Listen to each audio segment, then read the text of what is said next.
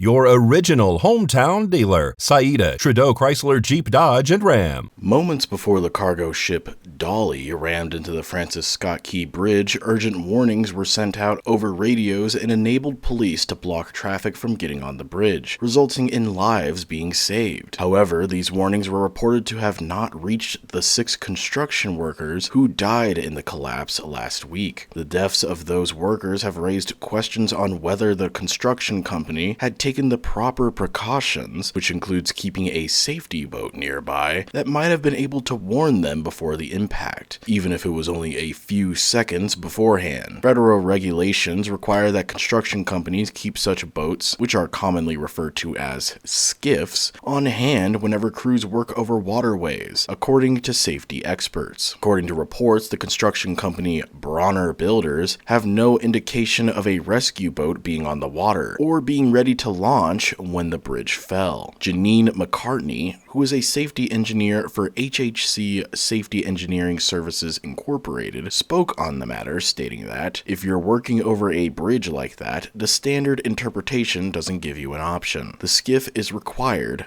Period. According to reports from Coast Guard representatives, they were unaware of any Bronner boat being in the water at the time of the collapse. Satellite images from around the time additionally show that no skiff was in the river, let alone near the bridge. It is unclear that if the workers were warned beforehand, whether or not they would have been able to survive. However, experts state that if a safety boat was present, they would have been able to utilize a marine radio and the required walkie-talkies to warn the construction workers about the Dolly's distress calls, which could have potentially given the workers a chance to act. Dennis O'Brien, who is a maritime lawyer, spoke on the matter, stating that if there was a skiff there, it would have heard the Mayday call and radioed the workers to get off the bridge. There needs to be an investigation into whether the skiff was there and, if not, why it wasn't.